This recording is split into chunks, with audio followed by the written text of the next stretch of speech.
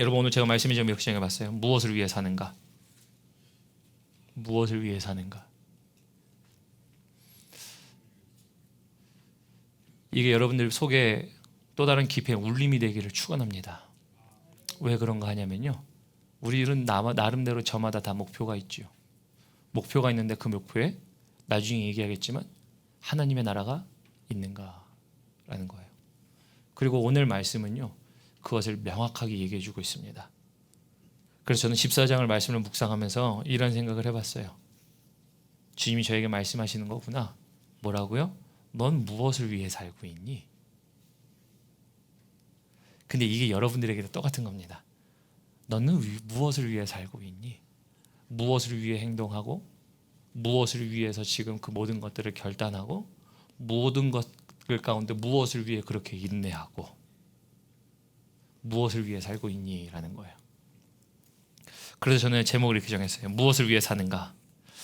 이것을 위해서 오늘 말씀을 하나하나 차근차근 우리가 살펴보면서 정말 그러한가를 보기를 합니다. 우리 1절부터 보도록 하죠. 1절에 이런 얘기가 있습니다. 여호와께서 모세에게 말씀하여 이르시되 나병 환자가 정결하게 되는 날의 규례는 이러하니 곧 그 사람을 제사장에게로 데려갈 것이요 라고 얘기합니다. 제사장에게 데리고 가래요. 누구를요? 나병 환자가 정결하게 되는 날. 그래서 여러분 레위기 14장은요 지금 어떤 얘기냐면 우리가 13장에서 레위기에서 문둥병이 의미하는 바, 그리고 지난주에 제가 그것을 가지고 문둥병을 죄로 볼 때에 우리는 날마다 진찰하러 가야 되는 진찰실로 가야 한다는 것이 지난주의 말씀이었어요. 근데 이제 오늘은 정결케 되거든이에요. 정결해지는 날이 되거든. 무엇을 해야 하는가 대한 정결 규례 의식입니다. 근데 이제 그렇게 하면서요, 우리가 원래 나병을 죄라고 볼 때 죄가 뭐라고 했던 거죠? 원래의 것을 변형시키는, 바꾸는, 비정상적으로 바꿔버리는 것이 죄라고 그랬어요. 그래서 여러분 죄라는 것이 있을 때마다 진찰을 해야 하는데, 이제 진찰하는 건 좋아요. 진찰하는 건 좋은데 나아짐을 입었을 때 우리는 무엇을 해야 하냐는 거를. 나음을 입었을 때 우리는 무엇을 해야 하는가? 여러분 여기서도 2절에 보니까 이런 얘기합니다. 제사장에게 데리고 가라고 합니다. 데리고 가니까요, 여러분 지난주에 설교 이렇게 얘기했죠. 우리를 진찰실로 데리고 가는 사람이 있다고? 누구라고요? 성령님이 우리를 진찰실로 데려간다 그랬어요. 우리 안에 있는 죄가 무엇인지 주 앞에서 진찰받고 죄사함을 받을 수 있도록 우리를 데려가신다 그랬어요. 근데 오늘 여기에 보니까요, 데리고 가서 제사장에게 데리고 가니까 뭐라고 하냐면요, 제사장이 나가서 그를 만난다예요. 이거 되게 놀라운 이야기입니다. 3절 볼까요? 3절 보니까요, 제사장은 진영에서 나가서 진찰할지니 그 환자에게 있던 나병 환부가 나았으면이에요. 여러분 우리가 제사장은 원래 어디에 있는 사람입니까? 진 안에 있는 사람이에요. 근데 나병 환자는 어디에 있는 사람이에요? 진 밖에 있는 사람이에요. 그러면 진 안에 있어야 할 사람이 어떤 사람이에요? 하나님 앞에 부정함 없이 정결함으로 서 있어야 할 사람이 제사장이에요. 근데 정결함으로 진 안에 있는 사람이 부정한 사람에게 진 밖으로 나갑니다. 여러분 우리가 율법을 생각하면요, 나는 부정해지니까 부정한 사람에게 가까이 가면 안 돼. 나는 정결한 사람이야. 이게 율법이에요. 근데 여러분 여기서 나와 있는 건 뭐예요? 하나님의 사랑이에요. 사랑이 뭐냐면요, 내가 부정해줘도 진 밖에 나가서 내가 부정한 자를 만나러 가는 게 제사장이었어요. 여러분 그래서 레위기를 율법으로만 보면요, 그냥 어떠한 방법적인 측면으로만 보입니다. 그러나 레위기 14장은요 시작부터 뭘 또 얘기합니까? 14장에 사랑을 얘기해요. 부정한 자를 위하여 부정하지 않은 자가 진에서 진 밖으로 가는 일들을 얘기합니다. 언제요? 나음을 입을 때의 정결 규례래요. 여러분 그래서 여기서 정말 하나님의 복음이 등장하는 거예요. 복음이 등장한다는 건 뭐냐면요, 여러분 여기서 지금 이 제사장이 만약에 예수님이고 우리가 나병 환자로 부정한 사람이라고 생각한다면 뭐예요? 고결하시고 흠없으신 주님께서 죄 때문에, 죄가 나병이라 그랬어요? 죄 때문에 고생하고 나음을 확인하기 위해서 누가 직접 오시는 겁니까? 제사장이 진에서 진 밖으로 오는 거예요. 하늘에서 이 땅 가운데 오신 주님의 모습을 엿볼 수 있는 구절이 사실은 3절이에요. 여러분 그래서 3절 보면요. 정말 복음이 나타나는 겁니다. 이 땅에 마다하지 않고 오신 우리 주님의 모습이 보이는 겁니다. 그리고 또 특별히 여러분들 진짜 이거는 더 동그라미 치셔야 될 게 뭐냐면 나았으면이에요. 나았으면. 그냥 쉽게 지나칠 수 있는 단어 중에 하나가 나았으면이라는 겁니다. 왜 제가 나았으면에는 거의 한 별표 한 10개 치셔도 정말 무방할 정도로 그만큼 중요한 단어예요. 여러분 왜 나았으면이 중요한 얘기냐면요. 여러분 우리가 오늘 3절 보니까 이제 나병이 나았네. 그래 나았으면은 그냥 제사장에 가서 보이면 되네. 우리가 이런 식으로 무덤덤하게 지나갈 수 있어요. 근데 여러분 나병이라는 것의 특성이 뭐예요? 그 당시에는 치료제가 없어요. 어느 누구도 낫게 할 수 있는 사람이 아무도 없어요. 근데 여기에 나았다라는 표현이 니르파라는 거예요. 뭐냐면 여러분들 우리가 하나님 치유의 하나님 할 때 우리가 히브리어 다 잘하는 단어 있죠. 뭐가 있죠? 없으신가요? 하나님을 명할 때 뭐라고 해요? 치유의 하나님 할 때 우리 라파라고 그래요. 뭐 우리도 이런 얘기 하잖아요. 여호와 샬롬, 여호와 라파, 여호와 니시 이런 식으로 우리 얘기하는 잘하는 단어 라파가 있잖아요. 치유하다예요. 근데 여기 치유하다 할 때 치유가요. 어떤 거냐면 수동태예요. 그러니까 라파가 수동태로 변하여 니르파라고 얘기하는 건데 뭐냐면 내가 스스로 난 게 아니에요. 하나님이 나를 낫게 해주셨다에 대한 표현이에요. 여러분 그래서 왜 이게 되게 중요하냐면 나병은 어느 누구도 낫게 해줄 수 있는 사람이 없어요. 근데 여기에 한글 성경이나 지금 묵과되어 있는 사실 한 가지는 내가 나을 수 없는 존재이지만 내가 하나님 때문에 나았습니다가 한 가지가 들어있어요. 이게 나았으면이에요. 그리고 또 여기에 숨겨져 있는 단어 한 가지가 뭐냐면요. 바로 감탄사가 표현되어 있어요. 감탄사가 뭐냐면요. 이제 힘내, 보라라는 단어가 있어요. 그럼 여러분 이 3절은 어떻게 읽어야 되냐면요. 제가 다시 의역해서 읽어드릴게요. 3절 성경이 여러분들을 읽으셨겠지만 이것을 의역해서 읽어드리면 이런 느낌입니다. 제사장이 아픈 사람을 딱 봤더니 가자마자 뭐라고 얘기했냐면 이야 봐라 하나님께서 이 환자의 상처를 낫게 해주셨다. 이게 선언이에요. 여러분 이게 지금 3절에 있는 제사장의 선언이에요. 여러분 이걸 통해서 보는 건 뭐냐면요. 제가 이 나병이라는 것을 죄로 해석하면 이게 해석될 수 있다라 그랬죠. 여러분 죄는요. 우리가 스스로 해결할 수 있는 게 아무것도 없어요. 오직 하나님만이 해결하실 수가 있어요. 그러니까 지금 여기 제사장이 지금 진에서 진 밖으로 부정한 자에게 가서 선언해 주는 겁니다. 여러분 여기서 그림자로 뭐라고요? 우리 예수님께서요. 하늘나라에 계실 수 있는데 불구하고 거룩하지 않은 자들에게 직접 내려와서 하나님이 치유하실 수 있다. 그리고 그 선언을 하시기 위한 겁니다. 누구든지 나를 믿는 자는 멸망치 않고 영생을 얻는 보라 하나님이 치유하셨다. 이 이야기를 하고 싶은 거예요. 여러분 이게 레위기 14장 3절의 말씀이에요. 근데 이제 문제는요. 우리가 이렇게 되면요. 이런 것을 경험하면 우리가 뭘 하게 될까요? 라는 거예요. 여러분 하나님이 여러분들을 만져주시고 치유케 하시고 회복케 하시고 또는 고민하는 것들이 만약에 해결되면 여러분들 우리가 자연스럽게 뭘 하게 될까요? 감사도 감사합니다. 삶 가운데 어떤 모습으로 나타나냐면 여러분 이걸로 나타납니다. 예배로 나타납니다. 우리 4절 볼까요? 4절 보니까 이렇게 돼 있어요. 제사장은 그 정결함을 받은 자를 위하여 명령하여 뭐라고 하냐면 살아있는 정결한 새 2마리와 백향목과 홍색 실과 우슬초를 가지고 오래요. 제사장은 뭘 합니까? 야 나는 너에게 명령할게요. 너 가서 새 좀 갖고 와.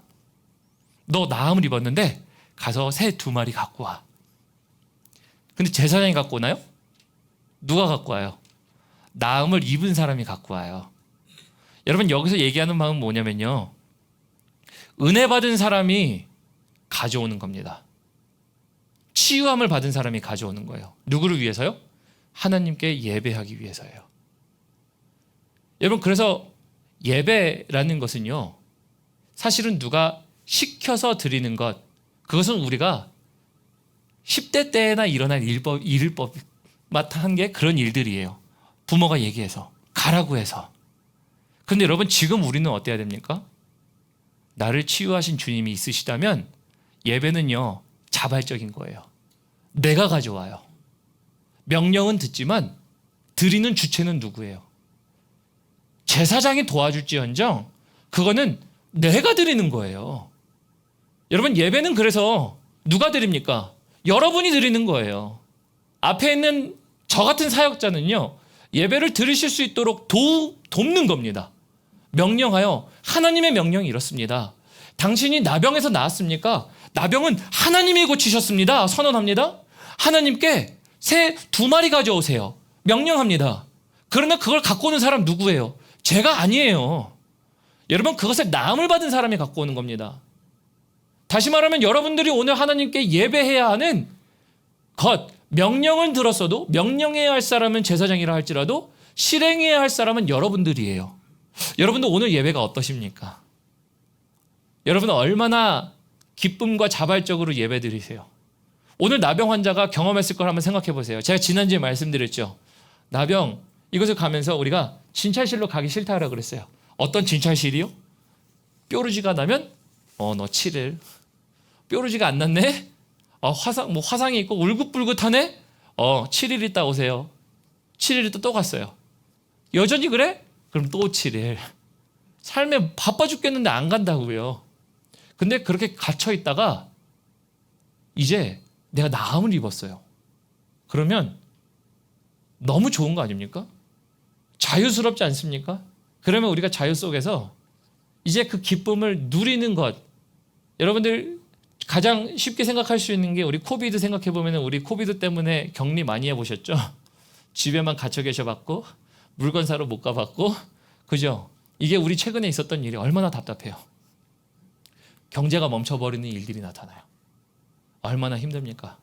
근데 그런 상황 가운데서 해제가 됐어요. 그러면 기쁨으로 만끽하며, 야, 우리 그동안 그 밥 못 먹었던 레스토랑 있는데 거기도 가보고, 야, 우리 사람도 만나봐서 수다도 떨고.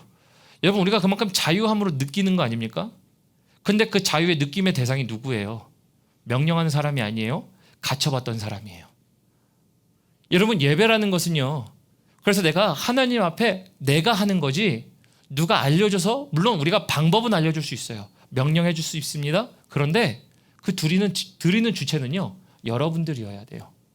근데 그 여러분들이 어떻게 느껴지는 겁니까? 여러분, 아까 그랬죠. 나병이라는 죄가 있으면, 진찰을 받고 정말 그렇다 하는 판단이 생기면 제사장이 격리한다 그랬잖아요. 그래서 여러분, 지난 한 주 동안 여러분들 어떤 죄를 저지르셨나요? 한번 생각해 보셨으면 좋겠어요. 하나님 앞에 정말 저지를 죄, 혹은 저질렀던 죄, 아니면 내가 하라고 한 것도 하지 않고 해서는 안 되는 것을 한 거, 여러 가지들이 있거든요. 여러분, 그것을 경험하고 그것이 용서받았다고 생각한다면 예배는요, 자연스러운 거예요. 예배는 당연한 거예요. 우리 5절 봅니다. 5절에 이렇게 얘기하고 있어요. 제사장은 또 명령하여 그 새 하나는 흐르는 물 위에 질그릇 안에서 잡게 하고 오라고 되어 있거든요.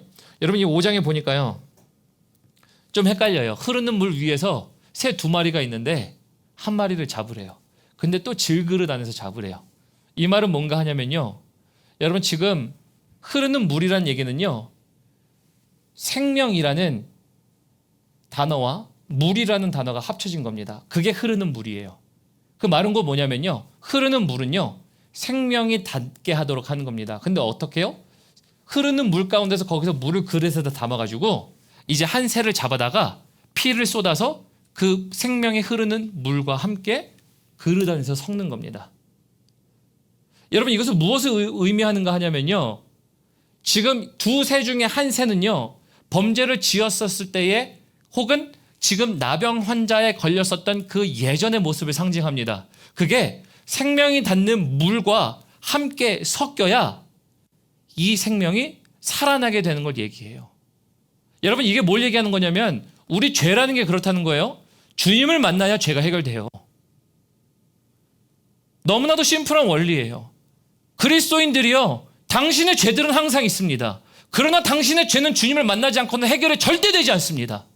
그러면 생명이 흐르는 물이 만나기 위해서 만나는 시간, 어떤 것을 허락하는 겁니까? 제사장이 진에서 나와서 방법을 알려줘요. 다시 말하면 예수님이 그 방법을 알려주지 않습니까? 누구든지 나에게로 오는 자는 생명수를 먹으며 나와 영원히 더불어 살리라. 이 얘기라는 게 주님의 얘기 아니에요? 근데 우리는 날마다 이 죄라는 것을 간과하고 살아가요. 그런데 그렇다 치자고, 목사님, 교회에서 죄를 얼마나 많이 얘기하는데. 그죠? 교회에서 얼마나 날마다 죄를 얘기하는데. 저는요, 그래요. 날마다 죄를 얘기할 수 있어요. 근데 죄가 씻어짐을 받고 난 다음의 상태에 집중하고 싶어요. 오늘 사실은 말씀은 거기에 대한 이야기예요. 우리 7절 봅니다. 7절 보니까요, 이렇게 얘기합니다. 나병에서 정결함을 받은 자에게 그 피 섞은 거 있죠? 생명이 닿은 흐르는 물과 그 죽은 자의 피, 죽은 새의 피를 섞었습니다. 섞고 나서 이제 나병이 있었던 환자에게 뿌려요. 7번. 뭐 우슬초 있고 홍색실 있고 뭐 여러 가지가 있습니다. 뿌려요. 뿌리고 나서 그 다음에 두 번째 새해가 뭐 하는 거냐면 7절에 우리 함께 읽어볼까요? 시작. 나병에서 정결함을 받은 자에게 7번 뿌려 정하다 하고 그 살아있는 새는 들에 놓을지며. 여러분, 두 번째 새를 어떻게 한다고요? 놓아준대요. 여러분, 이게 뭘 상징하는 거냐면요, 새 두 마리는 아까 말씀드렸죠. 하나는요, 내가 나병 때문에 누워 있었던 예전의 삶을 얘기하는 겁니다. 근데 그것이 죽어서 피를 흘리고 이제 생명 흐르는 이 물과 섞여졌을 때 그것이 다른 새에게 닿았더니, 즉 새로운 자유할 수 있는 몸이 되었더니 자유케 하신다라는 거예요. 여러분, 그래서 놓아주는 겁니다. 자, 그럼 제가 여기서 왜 이걸 가지고서요, 저는 죄에 대하여 많이 설명합니다. 근데 죄 설명하지만 죄의 사함을 받고 나서에 대해서 집중하고 싶습니다 말씀드렸죠. 왜 그런가 하냐면요, 이런 거예요. 여러분, 이런 경험 해보셨습니까? 제가 예전에 예수님 만나고 나니까요, 예수님을 인격적으로 체험하고 나서 이런 생각을 했어요. 난 예수님 믿었는데 왜 이 똑같은 죄를 저지르지? 이런 생각 해보신 적 있으십니까? 그게 너무 참을 수가 없는 거예요. 나는 왜 똑같은 죄를 저지르고, 나는 이렇게 바뀌지 않고, 나는 왜 이러지? 이런 생각을 해봤던 적이 있어요. 근데 여기서 여러분, 잘못된 생각을 하면 어떤 거냐면요, 나는 하나님께 용서받았으니까 나는 뭘 해도 괜찮아, 이거예요. 오늘 말씀 보니까 예전에 나병에서 있었던 삶에 상징되는 새는요, 죽어서 생명과 만나서 이제 그것이 뿌려져서 다른 새는 자유함을 얻었대요. 그러니까 자유함으로 훨훨 날아가게 둬요. 여러분, 예수님께서 여러분들에게 죄를 사하신 줄을 믿으십니까? 믿으면, 여러분, 믿기 때문에 우리는 어떻게 삽니까? 라는 거예요. 아니, 죄 사하셨다면서요. 지난주에 죄 사하셨고 어제의 죄 사하셨고 앞으로 우리의 죄를 사하셨는데 우리 어떻게 살아야 되나요? 사실 레위기에서 오늘 지금 방점을 찍는 이유는요, 이런 거예요. 여러분, 이 새가요, 만약에 새장 안에 있었으면요, 원래 자유하게 날던 새였어요. 자유하게 날던 새였는데 이 새를 잡아다가 새장 안에 딱 가둬뒀습니다. 새장 안에 가둬두면 이제 새가 못 날아다니죠. 근데 그러다가 새를 놓아주면, 여러분은 질문 하나, 이 새가 새장 안으로 다시 들어올까요? 절대 안 가죠. 절대 안 갑니다. 여러분, 제가 왜 이야기를 하냐면요, 우리가 13장부터 보았던 것은요, 우리 안에 나병이라는 진찰이 항상 되어야 되는데, 진찰이 되고 나서 여러분, 주님께서 낫게 하시면, 오늘 본문 말씀 보니까 대제사장이신 예수 그리스도께서 정말 진영 안에 있을 수 있는데 진영 밖에 있는 우리와 같은 부정한 사람들을 만나려고 오셔서 제사장이 선언합니다. 하나님이 너를 낫게 하셨다. 근데 하나님이 너를 낫게 하시는 정결규례 의식을, 너는 새를 잡아다가 하나의 새는 예전에 너의 죽음을 의미하고, 그러나 생명의 물이 만나서 그게 너에게 뿌려졌을 때 너는 자유함을 받아 날아가라. 이게 우리의 영적인 상태예요. 자유함을 받아 영적으로 날아가라. 근데 날아가라고 하는 건 좋아요. 여러분을 다 믿습니다. 예수님이 나를 구원하셨어. 나의 죄를 정하게 하셨어. 나를 살려주셨어. 여러분, 근데 그러고 나서 그럼 어떻게 살아요? 새의 입장이라면 나를 묶던 곳으로 돌아오지 않습니다. 나를 얽매여던 곳으로 내가 절대 돌아가지 않는다니까요. 여러분, 이게 자유를 느낀 새 아닌가요? 그러면 이제 우리의 인생으로 돌아와서 만약에 하나님이, 예수님이 여러분의 죄를 이와 같이 사하셨습니다 라고 한다면 여러분들의 삶은 어때야 됩니까? 죄로 말미암아 묶였던 예전, 지금 이 죽었던 새와 같은 삶, 그 처지에, 그 새장 안에 다시 돌아올까요? 안 돌아와요. 안 돌아와. 어느 누가 좋다고 돌아와요. 여러분, 죄의 싹이 뭡니까? 사망입니다. 근데 우리가 예수 그리스도를 믿는 것은 무엇입니까? 영생이라고 얘기해요. 죽음이라는 사망이 지불되어서 예수 그리스도의 생명으로 지불되어서 영생을 누릴 수 있도록 하는 게 그리스도인들이 되었어요. 근데 우리는 나를 죄 사하셨습니다라는 한 가지를 가지고요, 뭘 하냐면 다시 세장으로 돌아가는 것 똑같아요. 똑같습니다. 예전엔 나를 묶고 있는 범죄의 영향력으로 돌아옵니다. 제가 그래서 오늘 14장을 보면서요, 분명히 예수님은, 우리 주님은 14장을 통해서 아니 그렇게 격리돼 있고 눌려 있었던 사람일 수밖에 없었던 사람을 하나님이 치유하셨다? 지금 아까 말씀드렸죠? 나음을 입었더라. 거기에 감탄사도 있었고요. 선언도 있었고요. 하나님의 신적 치유가 나타나는 게 3절이었어요. 그리고 부정한 사람들을 만나러 오신 것도 있었고요. 뭐 생명수가 흘러서 예전에 죽은 피가 다시 한번 뿌려졌을 때 살아온 새가 되는 것, 자유함을 얘기했어요. 근데 우리라고 얘기하는데 우리는 어떻게 살아야 됩니까? 라는 거예요. 사실 레위기 14장은요. 내가 너를 놓아줬다, 자유하게 해줬다예요. 정결의식이 그거 아닙니까? 내가 너를 낳아줄게, 살게 해줄게. 이 질문으로 그래서 질문한 거예요. 여러분들 자유가 있으세요? 그죠? 우리가 예수를 믿기 때문에 우리를 죄에서 자유케 하셨답니다. 근데 여러분들의 삶은 어떤가요? 무엇을 위해 사십니까? 라는 거예요. 주님이 놓아준 목적이 있을 거 아니에요. 낫게 해준 목적이 있을 거 아니에요. 근데 너는 무엇을 위해 살고 있니? 여러분, 우리에게 주님이 자유를 주셨지만서도요, 우리도 그 자유를 통해 뭘 하는 겁니까? 범죄로 다시 돌아가지 않아요. 여러분, 우리를 삶을 얽매였던 것에 돌아가지 않습니다.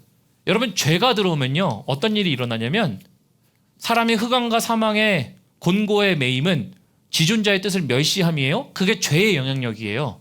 죄의 영향력 때문에 묶여 살아가는 게 우리의 인생이에요. 근데 그거에 다시 돌아가지 않는 게 우리가 겪은 자유예요. 근데 우리는 우리의 자유를 어떻게 쓰는지 아세요? 우리 유다서로 가볼까요?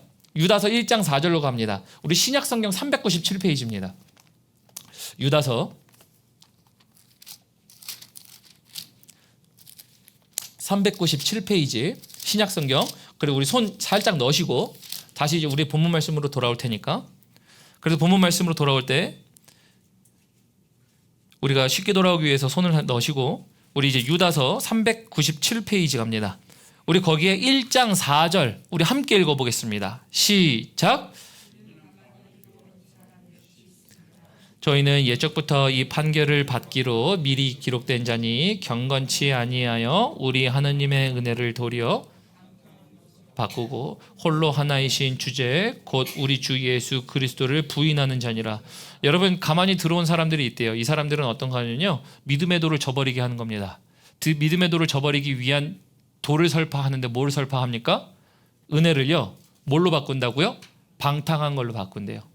여러분, 제가 세 번역으로 읽어드릴게요. 세 번역으로 이런 얘기합니다.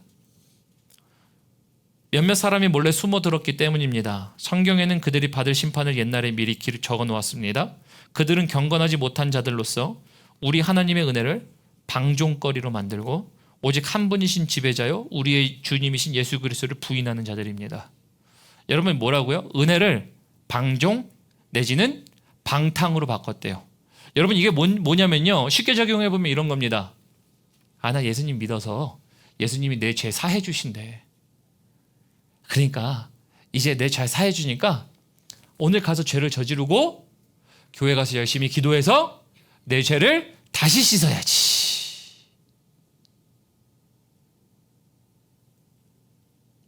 여러분, 이거 죄를 짓는 라이센스입니까? 난 죄를 지어도 된다라는 허가서인가요? 나는 예수님이 나를 은혜로 잡아주셨으니까 나는 죄를 저질러도 나는 하나님의 자녀야. 그러니까 가서 죄 저지르면 아이 뭐 또 가서 목사님 말씀하신 것처럼 진찰실 다시 갈게. 갔다가 가서 다시 낳고 내가 가서 다시 자유한 몸이 되면 되지. 이건가요, 여러분? 절대 아니에요. 제가 사실 서두의 말씀을 쭉 연결해 오면서 오늘 찍고 싶은 방점이 여기에요. 주님 왜 자유케 하시는데? 왜? 주님이 여러분들을 왜 날아가게 하시는데? 아까 말씀대로 보면 동물도 자기가 갇혔던 세장 안에 다시 들어가기 싫어서 다시 돌아오지 않을 텐데. 여러분들은요. 은혜를 받는다라는 것은요. 그 자리에 다시 돌아가는 게 아니에요. 범죄라는 자리에 다시 돌아가는 게 아니에요. 범죄를 안 짓는다에 대한 표현이 아니에요. 짓지만서도 동일한 것을 짓지 않기 위하여 나는 그 자리로 다시 돌아가지 않는다를 얘기하는 거예요. 왜 그렇게 자유하게 하셨는데 그러면? 여러분 왜 자유케 하셨는가요? 여러분 그래서 여러분들 삶에 자유가 있거든요. 그렇죠. 우리 인생엔 나름대로 목표가 있고요. 그 자유를 가지고 목표를 이뤄가려고 합니다. 예를 들어 이런 거죠. 가정을 지키기 위해서, 자녀를 양육하기 위해서, 성공적인 커리어를 만들기 위해서 여러분들 안에 있는 자유를 가지고 쓰실 거예요. 시간의 자유, 물질의 자유, 에너지의 자유가 있어요. 그런데 거기에 또 뭐가 있습니까? 하나님이 너를 죄에서 놓은 영적인 자유가 있어요. 우리 선언까지는 이해하잖아요. 맞아, 예수님이 나의 죄를 사해 주셨어. 그러면 그걸 가지고 여러분들 무엇을 이루기 위해서 사시는데요? 도대체 예수님이 오늘 이 레위기의 말씀을 통해서 하시는 것, 말씀하시는 것, 그 새를 자유케 하시는 이유가 뭔데라는 거거든요. 우리가 건강한 몸을 만들어서 내가 가고 싶은 곳에 가고 먹고 싶은 거 먹으면서 사는 것. 여러분 이 모든 것도 불가능을 얘기하는 게 아닙니다. 그러나 여러분 제가 여기서 서두에 드렸던 질문을 한 가지 더 드리고 싶은 거예요. 그 안에 하나님의 나라는 있습니까? 여러분들이 하는 모든 행동과 그 모든 목적과 모든 사업과 모든 돈의 씀씀이와 모든 시간의 씀과 우리의 모든 것들 가운데 거의 그 안에 하나님의 나라는 있습니까? 라는 거예요. 왜 하나님의 나라는 있습니까? 묻냐면요. 자유케 하신 이유가 뭔데? 라는 거거든요. 오늘 레위기 14장에 대한 이야기는 정결규례 의식이지만 나음도 있지만 하나님이 너를 낫게 하신 이유, 이 세상에 어느 것도 나올 수 없었던 죄가 있지만 너를 낫게 하신 이유는 너를 날아가는 새처럼 만들기 위해서인데 날아가는 새가 뭘 하는 건데요? 여러분 그러면 하나님이 자유케 하신 일들을 봐야 돼요. 성경에서. 당신의 백성들을 자유케 하신 이유가 뭡니까? 라는 걸 봐야 돼요. 여러분 우리 베드로전서 2장 9절 한번 볼까요? 베드로전서 2장 9절로 한번 가보도록 하겠습니다. 베드로전서 우리 2장 9절 가보면요. 제가 가진 신약성경 379페이지입니다. 베드로전서 2장 9절 제가 가진 신약성경 379페이지 우리 함께 찾으셨으면 함께 읽어보도록 하겠습니다. 시작. 그러나 너희는 택하신 족속이요 왕같은 제사장들이요 거룩한 나라요 그의 소유가 된 백성이니 이는 너희를 어두운 데서 불러내어 그의 기이한 빛에 들어가게 하신 이의 아름다운 덕을 선포하게 하려 하심이라. 여러분 여기에 지금 다 보이십니까? 어떤 게 보이냐면요. 9절에 보니까 여기서 이렇게 얘기합니다. 뭐 앞에 택하신 족속 왕같은 제사장들 여러분 이거 말고 그 뒤에 보면 이렇게 돼 있습니다. 소유가 된 백성이니 하는데 원래 어디 있었냐면요. 이는 너희를 어두운 데서 불러내요. 어두운 데 있었다입니다. 원래 상태가 어두운 데 있는 게요. 어두운 데 있는 겁니다. 그런데 어두운 데 있는 상태를 어디로 지금 불러내신 겁니까? 기이한 빛으로 들어갈 수 있도록 부르신 거예요. 그러면 그것을 우리는 뭐라고 표현하면요. 자유케 하셨다예요. 눌려있는 영혼들을 자유케 하신 겁니다. 자유케 하시고 나서 자유케 된 영혼들을 통하여 그 9절 맨 끝자를 보니까 뭐라고 되어 있습니까? 빛에 들어가게 하신 이의 아름다운 덕을 뭐라고요? 선포하게 하려 하심이라.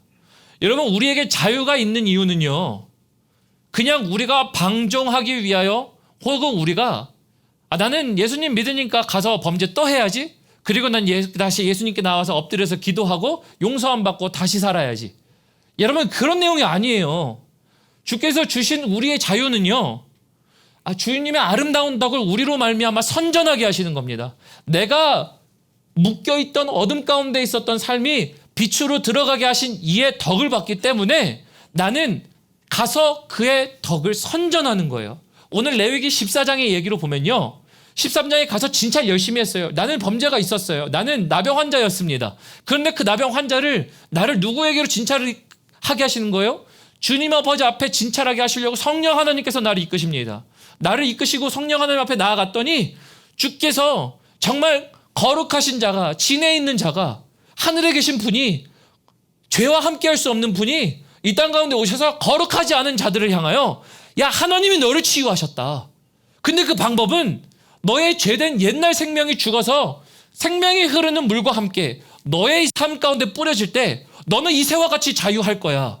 자유하게 하신 이유가 뭐라고요? 그분을 그럼 선전해야지. 예배하는 게 당연한 거예요. 근데 그게 우리 삶의 목적인데 여러분들의 삶의 목적에 어떤 목적이 있냐라는 거예요. 제가 아까 말씀드렸어요. 우리 몸이 건강해져서 먹고 싶은 거 먹고 여행지 가고 나쁜 거 아니에요. 여러분 견식을 넓히십시오. 드시고 싶은 거 드세요. 건강하게 사십시오. 여러분들 삶 가운데 자녀 잘 키우시고 여러분들의 커리어를 잘 쌓으시고 다 하세요. 그런데 거기에 정말 주님이 살리신 목적이 있냐고요. 정말 주님 나를 지금 이렇게 살리신 목적이 하나님 오늘 내가 살아가는 오늘 하루 가운데 있냐라는 얘기예요. 그래서 14장은요 목적을 물어봐요. 야, 네 삶 가운데 정말 목표는 뭐니? 목적은 뭐니? 내가 너를 자유케 한 데에는 분명한 목적이 있고 이유가 있는데 혹시 네 삶 가운데 그거는 빠졌니? 여러분 레위기 14장은 이 이야기예요. 그래서 초반부터 여러분들에게 물은 겁니다. 여러분들 무엇을 위해 사십니까? 라는 거예요. 인생에 일단락될 수 있는 목적들이 있어요. 그죠? 단순히 이 땅에서 이룰 수 있는 목적들이 당연히 왜 없겠어요? 여러분 저 같아도요. 시간을 내서 자주는 못하지만 운동을 하려고 열심히 노력을 해요. 건강해야지. 건강하니까 뭘 하는 겁니까? 여러분 가정도 살피는 것뿐만 아니지만 우리가 얘기하죠. 건강하니까 목회를 잘하려고. 여러분들과 오래 하나님의 말씀을 전하려고. 여러분 그런 것들 아닙니까? 이 땅 가운데 있는 목표가 될 수 있어요. 근데 그런데 뭘 하는 거예요? 하나님을 위해서 하나를 더 해야 하는 거예요. 못한다에 대한 게 아니에요. yes, no에 대한 얘기가 아닙니다. 그 위에 하나님의 목표가 더해졌냐라는 거예요. 당신이 비즈니스를 하는데 비즈니스의 목표는 뭡니까? 라는 거예요. 단순히 돈 많이 버는 겁니까? 단순히 유명세를 떨치는 겁니까? 여러분들 요즘에 명예직을 하기 위해서 또 많이 사람들이 노력하죠. 명예직이 정부에 들어가는 일일 수도 있고요. 교수가 되는 일일 수도 있고요. 많은 일이 될 수 있어요. 근데 거기에 하나가 더해져 있습니까? 나는 예수의 아름다운 덕을 선전하게 하려고. 그분이 나를 자유케 하셨으니까. 여러분 그 자유는 방종이 아니에요. 그 자유는 내가 원하는 대로 해서 산다는 게 아니에요. 자유에는 뭐가 있습니까? 반드시 책임이 따릅니다. 너가 한 행동에 대하여 너는 책임이 따른다는 게 자유 아니에요?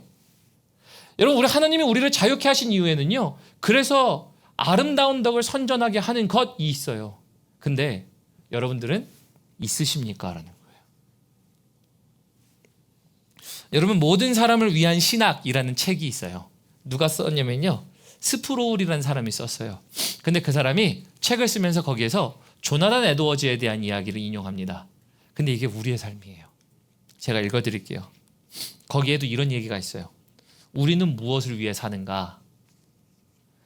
조나단 에드워즈는 휴가를 즐기기 위해 수년 동안 돈을 저축한 사람으로 비유를 들었다. 그는 자신이 원하는 장소에 가기 위해 여행을 떠났다. 그리고 길가에 있는 여인숙에서 첫날을 머물렀다. 그러나 다음날 그는 목적지를 향해 길을 떠나지 않고 여행을 포기한 채 여인숙에 머물기로 결정했다. 우리도 그런 식으로 살아간다. 우리가 이 세상의 삶에 집착하는 이유는 하나님이 자기 백성을 위해 천국에 쌓아두신 영광을 확신하지 못하기 때문이다. 우리가 바라는 모든 희망과 기쁨이 천국이라는 놀라운 장소에서 풍성하게 간직되어 있다. 눈물과 슬픔이 가득한 이 세상, 이 사망의 음침한 골짜기를 벗어나 천국의 문을 지나면 어린 양이 계시는 곳으로 들어갈 수 있다. 우리의 가장 위대한 순간은 바로 그때일 것이다. 여러분 근데 이 이야기가 사실은 우리 이야기 아닙니까? 여행을 떠나는데 여인숙에 머문대요. 첫날에 갔는데 첫날에 거기서 머문대요. 더 다른 목적지로 가지 않는데요. 왜요? 그곳에 있는 게 좋았었기 때문에. 단순히 여인숙이란 장소가 아니라 여인숙에서 지금 누리고 있는 호사들, 여인숙에서 내가 발견할 수 있는 것들, 내가 머무르는 장소에서 내가 갖는 것들 때문에 다른 곳으로 가지 않는다는 거예요. 여러분, 우리의 인생이라는 게 우리는 다 동조하잖아요. 하나님의 나라에 들어가는 백성입니다. 우리는 하나님이 우리를 하나님의 나라로 들이십니다. 우리는 영원한 생명을 가진 사람입니다. 다 동조하시죠? 우리는 여기 뭐라고 합니까? 아멘 합니다. 아멘.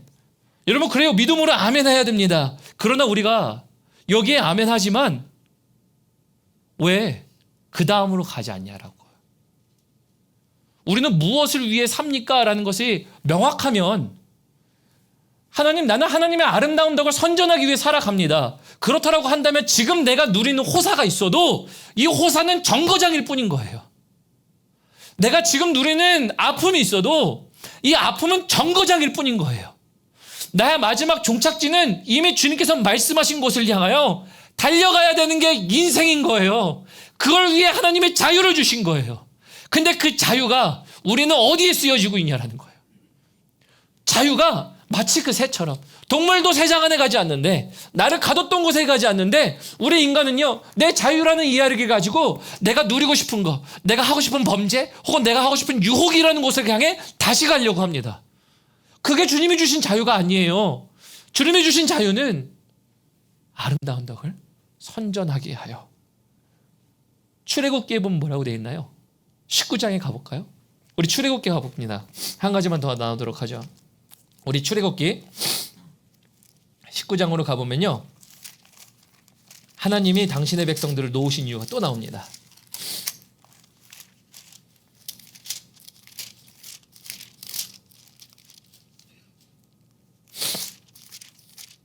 우리 제가 가진 성경, 우리 111페이지 구약 성경입니다.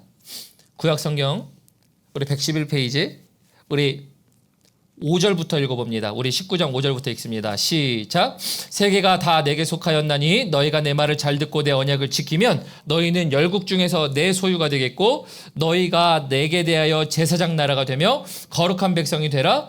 너는 이 말을 이스라엘 자손에게 고할지니라. 하나님이 무엇을 하시는 겁니까? 지금 이스라엘 백성들에게 너희는 세상은 다 내게 속했지만 너희는 내 백성이 될 수 있는 방법이라는 거예요. 이걸 무엇을 위해 하신 겁니까? 출애굽시킨 거 뭐예요? 자유케 하신 이유가 뭐예요? 내 백성이 되라고. 내 백성이 되라고 하기 위함입니다. 내 백성에 대해 할 일들은 뭔데요? 출애굽하면서 하나님이 뭐라고 말씀하셨습니까? 내 백성을 가게 하라. 이로 말미암아 뭘 한다고요? 저들이 나에게 찬송을 돌리게 하려 함이라. 여러분, 그래서 하나님의 백성이 되는 이유가 뭔데? 하나님의 백성이 되게 하신 이유는요, 여러분 먼저 자유케 하셨어요. 자유케 하셔서 뭐라고요? 하나님의 일을 함께하는 백성이 되고 선전하게 하고 하나님의 나라를 위하여 일하는 사람들이 되도록 만듦입니다. 근데 우리의 목적은 어디에 있는데요? 무엇을 위해 사시는데요? 당장의 목적이 무엇입니까? 오늘 한 달의 목적이 무엇이고 한 주의 목적이 무엇이고 내가 사람을 만나는 이유들은 무엇이고 그것 가운데 내가 자유를 가지고 하는 목적들은 무엇이냐라고요. 이게 여러분들을 자유케 하시는 거예요. 이게 가장 큰 이유예요. 그렇다고 한다면 이 자유로 뭘 해야 됩니까? 하나님을 예배해야죠. 나음을 얻었으면 당연히 예배하는 게 당연한 거예요.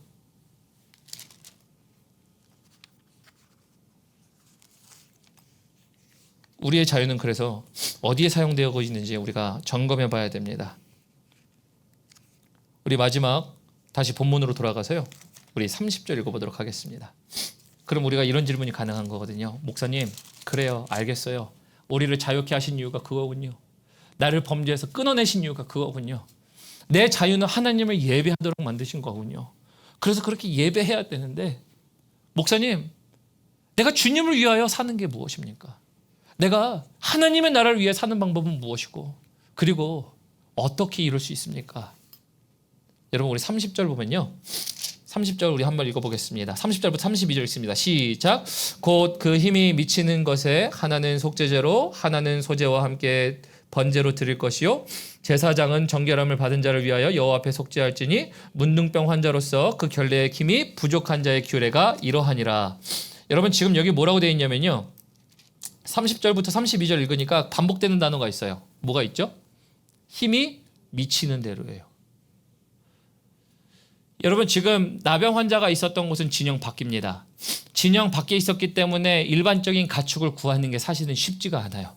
그리고 돌아다닌다는 것은 부정한 자이기 때문에 돌아다니면 부정함을 얻게 되니까 사람들에게 부정함을 주니까 그 당시에 뭘 하는 겁니까? 부정한 자가 돌아다니면 죽여야 돼요. 너 우리를 부정하게 하는 사람이야. 그러니까 너는 죽어 마땅한 놈이야. 죽이는 거예요. 그러니까 구할 수가 없어요. 그러니까 가장 쉽게 구할 수 있는 산비둘기 혹은 집비둘기라는 것을 가지고 힘이 미칠 대로라는 거예요. 여러분 그래서 정결규례 의식의 마지막은요. 지금 이제 제사를 지내면서 주님 아버지 앞에 가는 겁니다. 근데 그것을 통해서 무엇을 얘기하는 거냐면요. 우리가 힘이 미치는 대로 하나님께 나오라는 거예요. 나음을 입었으면 하나님께 힘이 미치는 대로예요. 오늘 이것을 우리 삶 가운데 바꿔 표현해보면요. 여러분들의 삶 가운데 힘이 미치는 대로 여러분 우리는 보통 이렇게 얘기하잖아요. 맞아요 하나님. 우리가 하나님을 향해서 어떻게 살까요? 어떤 방법으로 드릴까요? 나는 이래서 못하는데 저래서 잘하는데 이거 잘하고요. 나는 이거 갖고 있고요. 우리는 자격 요건이나 우리의 소유를 가지고 얘기해요. 주님이 뭘 말씀하세요? 너 힘이 미치는 대로 하면 돼. 여러분 주님이 이런 얘기하지 않으세요? 너 일주일 동안 이제 날마다 새벽기도 나와야 나한테 잘하는 거다. 여러분 이 얘기 아니에요. 토요일 새벽기도 나오면 너 기도 열심히 하면 참 그때 너 그거 그래 너 기특하다. 근데 그렇게 하면 잘하는 거다. 이런 얘기 하는 게 아니에요. 여러분 언제든지 여러분들의 삶 가운데 힘이 미치는 대로 하나님의 일을 할 수 있어요. 여러분 때로는 작게는 지나가며 기도할 수 있고요. 때로는 사람에게 위로할 수 있고요. 때로는 하나님 주신 마음을 따라 사람들에게 내가 쏟아내야 할 분노의 감정이 아니라 때로는 은혜를 쏟아낼 수도 있어요. 여러분 근데 그게 뭐라는 거예요? 내가 미치는 대로 힘이 미치는 대로 하나님께 제사 드리며 나아갈 수 있는 게 우리 아닌가요? 여러분 미치는 대로라고 얘기한다면 여러분들에게 있는 것들은 뭔가요? 생각해 보세요. 아무리 작은 거라도 아무리 작게는 우리 1분 1초를 얘기할 수 있지 않나요? 하나님 오늘 내가 주님께 기도해요. 이런 것도 들을 수 있잖아요. 근데 드릴 게 없나요? 아니잖아요. 이게 오늘 우리에게 주님이 자유케 하신 이유? 자유케 하시고 뭐라고요? 힘이 미치는 대로예요. 힘이 미치는 대로. 말씀을 정리하도록 하겠습니다. 우리 찬양팀 올라오시고요. 여러분 그래서 우리가 오늘 레위기 14장의 말씀은요. 네가 문둥병에서 정결하게 되거든 정결 규례를 받거든 그러면 그것을 통해서 이러한 일을 해라 하면서 자유케 하시는 하나님의 모습이 등장합니다. 왜 자유케 하신다고요? 하나님의 아름다운 덕을 선전하게 하려고. 너의 인생 가운데 목표가 다 다를 수 있고 다 있을 수 있고 성취감이 다를 거고 만족도가 다를 거고 그리고 거기에 대한 골들이 다를 겁니다. 마일스톤이 다를 거예요. 그래 오늘 하루에 1분기는 이렇게 해야지 2분기는 사업을 이렇게 하고 3분기는 이거 하고 그래 이렇게 한번 나아가 봐야지. 여러분 우리 모두가 다 그런 목적을 두고 살아가요. 근데 그 위에 정말 거기 위에 하나님의 나라를 위해서는 있는 겁니까? 우리가 무엇을 위해 삽니까? 주님이 우리를 자유케 하신 이유가 뭐예요? 근데 우리는 자유를 어떻게 씁니까? 방종으로 써요. 우리는 자유를 어떻게 씁니까? 방탕으로 쓰려고 그래요. 내가 원하는 것을 선택한 다음에 하나님 난 그냥 잘못했으니까 두 손 들고 주님에게 올게요. 혹시 이러한 이야기들 세상이 이야기하는 거 아닙니까? 그래서 베드로 전설을 나눴죠. 가만히 들어온 사람 몇이 있대요. 그 사람들이 뭘 하는 겁니까? 세격거리로 만든대요. 야 예수 믿으면 야 너 하나님 믿으면 너 그거 어떻게 해서든지 하나님이 용서해 주시는 거잖아. 아니 교묘한 속임수입니다. 교묘한 속임수예요. 동물도 새장 안에 들어가지 않는데 잡혀있던 새도 새장 안에 들어가지 않는데 우리를 어디로 들어가는 겁니까? 흑암의 속으로 다시 흑암의 자리로 쇠사슬의 묶임으로 다시 넣는 거예요. 그래서 여러분 우리는 목적이 있는 사람들이에요. 우리는 목표가 분명한 사람들이에요. 하나님 나를 자유케 하신 이유가 하나님을 선전하게 하는 거군요. 하나님의 높으심을 증거하는 거군요. 그럼 여러분 무엇을 하든지 간에 할 수 있잖아요. 힘이 미치는 대로. 직장이 다를 수 있죠. 여기 우리 유치원 선생님도 계시지만 아이들 키우면서, 아이들 양육하면서, 아이들 돌보면서 뭐 할 수 있는 거예요? 아이들에게 기도해 줄 수 있는 거 아닌가요? 아이들에게 믿음으로 선포해 줄 수 있는 거 아닌가요? 여러분 여기에 나이 드신 분이 있다 할지라도요, 나이 드신 분이 얘기할 수 있지 않나요? 자녀들에게 얘기할 수 있는 거 아닌가요? 자녀들에게 어떤 다른 어프로치가 있을 수 있는 거 아닌가요? 여러분 음악을 하는 사람들은 음악을 하면서 할 수 있는 거 아닌가요? 하나님 시간 있는 사람은 시간으로 할 수 있는 거 아닌가요? 힘이 미치는 대로 하나님을 향하여 살라고 하는데 우리의 목적은 어딨냐라는 거예요. 레위기 14장은 이 얘기를 하고 있어요. 내가 너를 자유케 하리라. 자유케 하는데 목적이 있어. 여러분 그래서 우리의 삶 위에 하나님의 나라라는 목적을 더하셨으면 좋겠어요. 이걸 위해 자유케 하시는 거예요. 어떤 자유케 하는 겁니까? 어느 누구도 낫게 할 수 없었던 문둥병을 자유케 하신 거예요. 이 시간에 여러분들 아마 어느 것도 나을 수 없었던 일들이 일어났던 순간들이 있으시는 분들이 있을 겁니다. 정말 내가 날 수 없는 질병이 난 적도 있고요. 내가 정말 사단에 눌려서 누구는 악몽으로, 누구는 귀신으로, 혹은 누구는 험담으로, 혹은 누구는 범죄의 이야기로, 누구는 정말 중독의 문제로 여러 가지 것들로 하나님이 정말 내가 놓일 수 없었는데 놓게 만드신 일들이 있을 거예요. 여러분 그 일들 뭐 해주신 겁니까? 아름다운 덕을 선전하게 하려고, 하나님의 나라를 위해서. 그래서 하나님이 자유케 하시고 그 백성처럼 살게 하는 거예요. 하나님이 하나님 백성다움은요, 그래서 예배하고 찬양하며 하나님의 아름다운 덕을 선전하는 것.